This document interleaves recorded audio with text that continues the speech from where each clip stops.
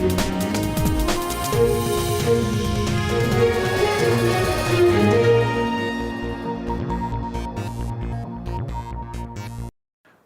and welcome to Rajya Sabha TV. You're watching News Tonight with the host Rajat. Let's have a look at the top story of the day. Novel coronavirus infection in India rose above 7 lakh today after country recorded over 20,000 new cases for the fifth day in a row. Over 450 new deaths were also reported from across the country, taking the overall death toll to above 20,000. Covid-19 cases in India climbed to 7,19,665, including 22,252 new cases reported in the past 24 hours. With this, the country has recorded an increase of over 23,000 cases according to the 5 days moving average. The death toll climbed to 20,160 with 467 new fatalities on Monday according to the Health Ministry. Recoveries continue to show a steady rise with the number of those cured now at 4,39,947. Over 15,500 patients were declared cured in the last 24 hours. The recovery rate is now 61.13%. There are currently 2,59,557 active coronavirus cases in the country. As compared to the United States and Brazil, India is the slowest to cross the figure of 7 lakh. The US was the fastest to reach the 7 lakh figure in 87 days, followed by Brazil, where cases crossed 7 lakh in 103 days. After reporting the first COVID-19 case on January 30th, it has taken India 159 days to cross the 7 lakh figure.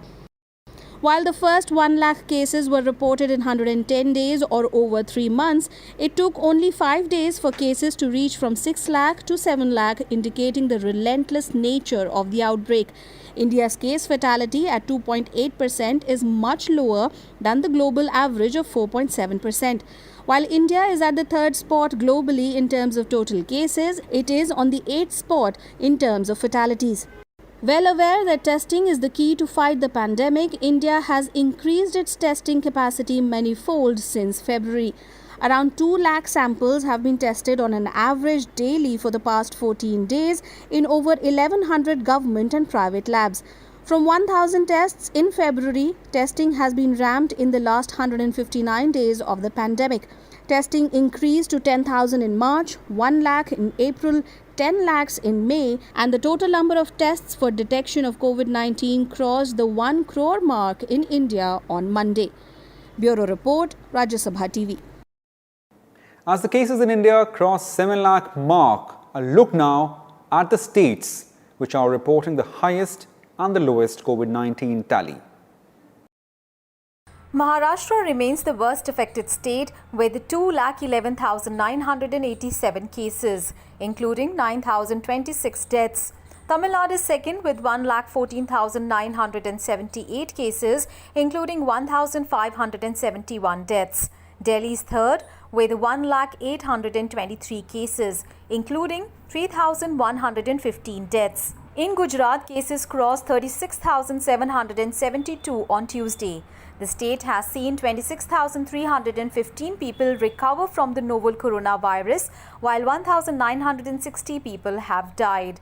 The COVID-19 tally in Uttar Pradesh has jumped to 28,636, while the number of recoveries has touched 19,109. The state's death toll stands at 809.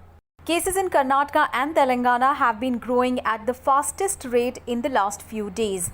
Both states reported over 1,800 new cases each in the last 24 hours, taking the total to over 25,000 cases in each state. While India's case fatality rate is approximately 2.8%, states like Gujarat, Maharashtra, Madhya Pradesh, West Bengal and Delhi have higher case fatality ratio. Some states are also reporting much higher test positivity rate as compared to the national average of 6.73%. For example, Telangana has a TPR of 21.06%, followed by Maharashtra, Delhi, Gujarat and Tamil Nadu. Test positivity rate is the ratio of positive cases to the number of tests conducted. If the TPR is too high, it indicates that only the sickest are being tested and a large section of the population could be missing out. Bureau Report, Rajya Sabha TV. As the COVID-19 pandemic worsens globally, more than 11.7 million cases and over 5,41,500 deaths have been reported so far. The Americas represent almost half the world's cases with over 6.11 million infections. It is followed by Asia and Europe with over 2.65 and 2.5 million cases respectively. Among countries, the United States continues to remain the worst hit with 2.91 million cases and over 130,000 deaths. In response to the spike in cases, at least 24 US states have halted or rolled back reopening plans. Brazil has reported more than 1.6 million cases and 65,000 related deaths. Meanwhile, cities around the country have started to reopen. Sao Paulo allowed reopening of bars, restaurants and beauty salons with restrictions on Monday. In Rio de Janeiro, bars and restaurants were reopened over the weekend. Russia recorded 6,611 new COVID-19 cases in the past 24 hours, taking its total tally to 6,87,862. The death toll rose by 135 to 10,296, while 4,54,329 people have recovered from the disease. By Monday, Russia had conducted over 21.3 million tests. On Monday, Mexico allowed reopening of stores and other non-essential businesses despite rising cases. The country has reported over 2,56,848 infections and more than 31,000 deaths so far. France's Louvre Museum reopened to the public on Monday with new safety measures. Visitors are required to book online tickets in advance, while wearing a mask is mandatory for visitors aged 11 and above. Spain's Catalonia region reinstated a local lockdown from Monday after new cases were reported in the area. Other parts of Spain, including Galicia, Andalusia and Aragon, have also introduced new restrictions to curb the spread of the virus. On Tuesday, Australia reimposed lockdown measures in Melbourne for 6 weeks after a surge in new infections. From Wednesday, restaurants, cafes and bars will only be able to provide takeaways, even as gyms and hair salons would remain closed. 199 new COVID-19 cases have been reported in Australia in the past 24 hours, including 191 cases in Victoria, the biggest single-day rise so far. On the same day, Israel reimposed restrictions in view of a spike in coronavirus infections, including closure of bars, nightclubs, gyms, and event halls. On Tuesday, New Zealand stopped bookings on its national airline for 3 weeks to limit the number of citizens returning home and reduce the burden on overflowing quarantine facilities. The country has nearly 6,000 people in 28 isolation facilities and is planning to further scale up more spaces in such establishments. Meanwhile, the World Health Organization on Tuesday said that it was monitoring a case of bubonic plague in China. On 6th of July, China had notified the agency about a case of bubonic plague in the Inner Mongolia region. Bureau Report, Rajya Sabha TV. The Rajya Sabha Secretariat on Tuesday issued an 8-point protocol for meetings of 8 department-related parliamentary standing committees of the House. Let's take a look at the details. The Rajya Sabha Secretariat has listed out measures to ensure conformity with social distancing norms. It comes a few days ahead of the meeting of the Committee on Science and Technology and Environment and Forests on the 10th of July and the meeting of the Committee on Home Affairs on the 15th. Both committees are examining various aspects related to the COVID-19 pandemic. The protocol requires members to be seated at a distance of 6 feet with appropriate measurements to accommodate maximum participation. Only 2 witnesses from the ministry department appearing before the committee for evidence will be allowed at a time. More witnesses would be examined done by turns. There is no restriction on the number of witnesses to be examined. Material related to the meetings will be supplied to members as soft copies. Reporters will be accommodated in the well of the committee rooms for taking verbatim note of the proceedings of the committees. Attendance of members as required under law will be marked outside the committee room. Participation of officials related to the committees will be restricted. Participation of members in meetings will be ascertained in advance to ensure necessary logistics, and hand sanitizers, disposable masks and gloves for the members, witnesses, officers and staff of the Secretariat will be ensured at the entrance of the committee rooms. Senior officials of the Rajya Sabha Secretariat discussed the protocol on May 28, anticipating that some committees will meet after restrictions on domestic air travel were removed on May 25th. A meeting of the Committee on Home Affairs convened on June 3rd was called off after some members said they could not attend in the prevailing situation. Senior officials discussed the protocol on July 7th to announce the updated protocol. Kriti Mishra's report for Rajya Sabha TV. The Union government has signed an agreement with the World Bank to boost the MSME sector that has been hit by the Covid-19 pandemic. The $750 million agreement will provide immediate liquidity to 15 lakh MSMEs to help them withstand the impact of the current shock, besides protecting lakhs of jobs. The MSME Emergency Response Program will support the government in providing guarantees to incentivize banks and non-banking finance companies to continue lending to MSMEs. The agreement was signed by Sameer Kumar Khare, Additional Secretary at the Department of Economic Affairs on behalf of the government, and Junaid Ahmed, Country Director India of the World Bank.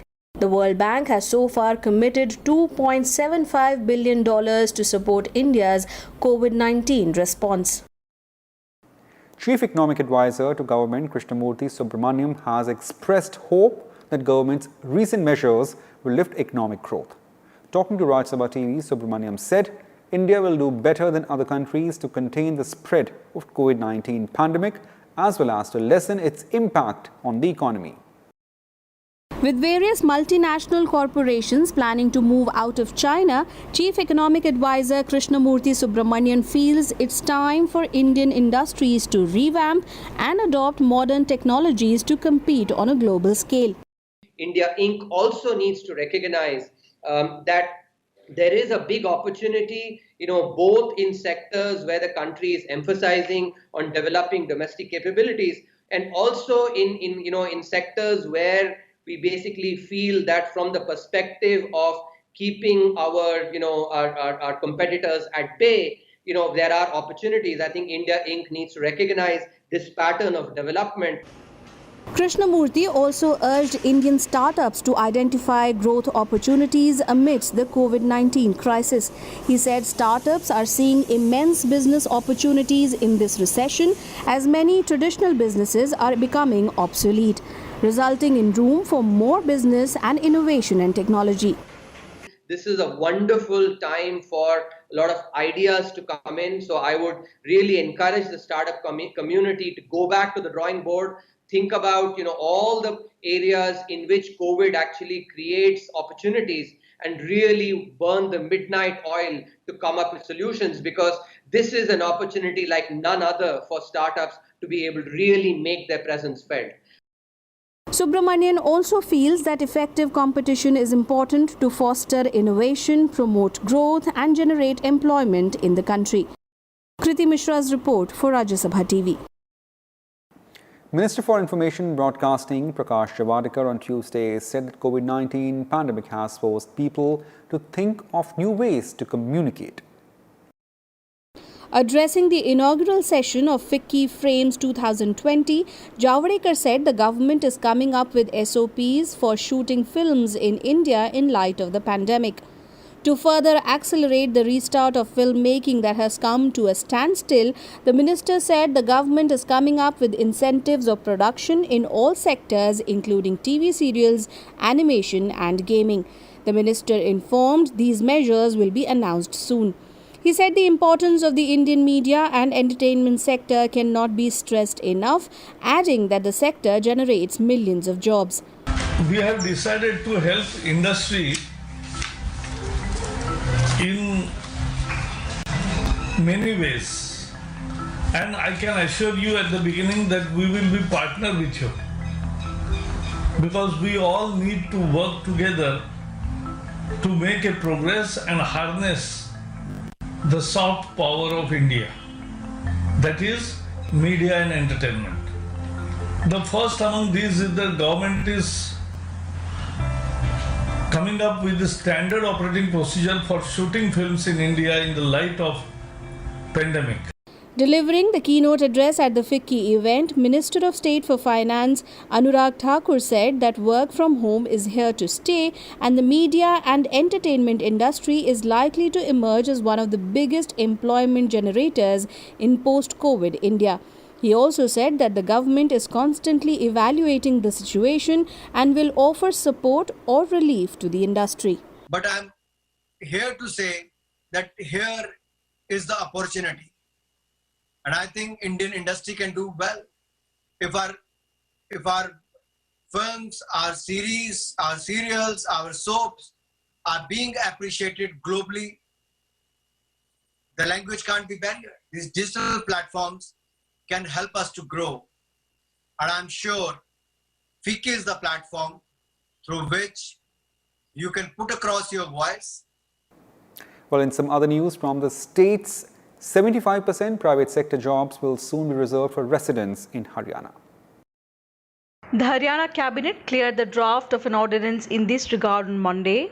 The Haryana State Employment of Local Candidates Ordinance 2020 seeks to address the aspect of unemployment of the local population on priority basis. It will provide for 75% of the new employment to be given to local candidates for jobs having a salary of less than 50,000 per month in various privately managed companies, societies, trusts, limited liability partnership firms, etc. situated in Haryana. When enacted, the law will have stringent rules for industries and firms that will try to hide information regarding employees. All companies will also have to register those employees whose salary is below 50,000 rupees per month. Non-compliance will attract a monetary punishment under the Haryana State Employment to Local Candidates Bill. Although the employers will have the option to recruit local candidates from one district to only 10%. Exemption clause shall also be provided if suitable local candidates are not available for a particular category of industry. Domicile certificate will be mandatory for a candidate to get the benefits under this scheme. The ordinance will be placed before the Council of Ministers in its next meeting. The quota in jobs was promised by Deputy Chief Minister Dushyant Chautala's party before the 2019 State Assembly election. Soon after the draft was cleared, he took to Twitter, calling it a historic day for Haryana. A similar decision has been taken in Maharashtra as well. On Monday, Chief Minister Uddhav Thackeray launched the Maha Jobs portal to provide employment opportunities to residents. The portal will help in recruitment of skilled, semi-skilled and unskilled employees. A domicile certificate is mandatory for registration on the portal. The Central Board of Secondary Education, or the CBSE, has been asked by the Ministry of Human Resource Development to reduce syllabus for classes 9 to 12 by 30%. The decision has been taken after asking for suggestions from stakeholders on the same. Through a tweet, the HRD minister informed that he received over 1,500 suggestions from different stakeholders. After government's advice, the CBSE has decided to reduce syllabus for classes 9, 10, 11 and 12 in view of the ongoing COVID-19 crisis. In an official statement, the CBSE asked heads of schools and teachers to ensure that the topics that have been reduced are also explained to the students to the extent required to connect different topics. It added that the reduced syllabus will not be part of the topics for internal assessment and year-end board examinations. The CBSE said the worldwide health emergency, besides the efforts to contain the spread of the COVID-19 pandemic, had resulted in loss of classroom teaching. Universities and schools across the country have been closed since 16th of March, days before the country went into complete lockdown to slow the transmission of the coronavirus. Since last month, the government has eased several restrictions, but schools and colleges remain closed. Well, in Kerala, the opposition stepped up political heat on Chief Minister Pinarayi Vijayan over a gold smuggling case. Leader of the opposition in the assembly, Ramesh Chenithala, wrote to Prime Minister Narendra Modi seeking a CBI inquiry into the case. The Congress leader alleged that Vijayan misused diplomatic channels to shield the culprits. The case relates to the discovery of over 30 kgs of gold from a diplomatic baggage at Thiruvananthapuram International Airport on Sunday. The UAE Embassy in India issued a statement condemning the incident while stating that its diplomatic staff had no role in the matter. Earlier, the state government removed the Chief Minister's Principal Secretary M. Sivasankar over his role in hiring an employee of the state IT department who is alleged to be involved in the case. The state IT department employee was dismissed and is currently missing. India called the ending of terror sanctuaries and safe havens an essential condition to ensure peace and stability in Afghanistan. MEA Joint Secretary JP Singh stated this at a peace meeting hosted by the Afghan government. He was representing India at a meeting of regional partners on Afghanistan, strengthening consensus for peace. 20 countries and global organizations like the United Nations took part in the meeting, chaired by President Ashraf Ghani. Issues concerning Afghan peace and reconciliation process and support of the regional partners for an independent, unified, democratic and sovereign Afghanistan were discussed. India also expressed support for a constitutional order in Afghanistan that will protect all sections of Afghan society, including women, children and minorities. New Delhi reiterated the importance of an inclusive, Afghan-led, owned, controlled, peace and reconciliation process. The MEA said President Ashraf Ghani thanked Prime Minister Narendra Modi for extending Covid-19 assistance to Afghanistan and for hosting the SAARC leaders meeting for coordinated efforts in the region. Both India and Afghanistan on Sunday signed 5 agreements to develop educational infrastructure in 4 Afghan provinces. IMD has predicted heavy rains in Mumbai and Gujarat, while the weather in Delhi NCR is likely to be cloudy with chances of light to moderate showers. Normal monsoon rains are expected in Bihar, Uttar Pradesh, Rajasthan, Jharkhand and Karnataka. Fairly widespread to widespread rain is expected in Odisha and West Bengal over the next few days, while some isolated areas of Saurashtra and Kutch are likely to receive extremely heavy rainfall during the same period. In Gujarat, IMD has issued an intensified rainfall warning for several districts, including Surat, Valsad, Navsari, Dwarka, Porbandar, Rajkot, Kutch and Khambhalia. Following the IMD's warning, NDRF has deployed several of its teams in Gujarat. In Madhya Pradesh, heavy rain and severe waterlogging has been reported in several areas, while Indore, Ujjain, Bhopal, Jabalpur, Shahdol, Sagar, Rewa and Hoshangabad are likely to receive heavy rain. According to IMD, monsoon has been active in most parts of India and surplus rainfall has been recorded in the country. India's financial capital Mumbai is badly hit with rising waters and flood-like situation, causing large traffic jams. People were seen wading through knee-deep waters while motorists had to struggle on the roads. IMD has said more heavy rain is likely to occur across Mumbai and the surrounding areas for much of the week ahead, which could worsen the situation. Warnings have been issued advising people to stay away from the coast. Meanwhile, the flood situation in Assam has improved considerably, even though the death toll has risen to 38. Rescue and relief operations are ongoing. IMD has predicted heavy rainfall at isolated places in the state for the next couple of days. Well, earthquakes were reported in Arunachal Pradesh, Indonesia and Singapore on Tuesday morning. The quake measuring 3.4 was experienced in Arunachal Pradesh at 1:33 am. In Indonesia, it measured 6.6 and struck 93.8 kilometers north of Batang, a coastal town in central Java. The tremors were centered at the depth of about 528 kilometers. Residents said the tremors were felt in the south of Java Island around the country's cultural capital, Yogyakarta. Indonesian authorities ruled out any tsunami threat and said there was no structural damage or injuries. Indonesia's location along the Pacific Ring of Fire makes it prone to earthquakes and volcanic eruptions.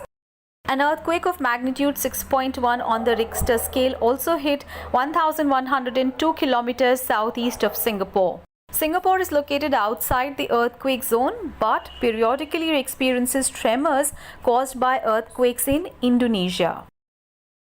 Well, moving on to important story, India and United States held their Foreign Office consultation through video conferencing on Tuesday. Foreign Secretary Harshvardhan Shringla and US Under Secretary of State for Political Affairs David Hale reviewed bilateral relations. The focus was on strengthening partnership in health, pharmaceuticals and vaccine development.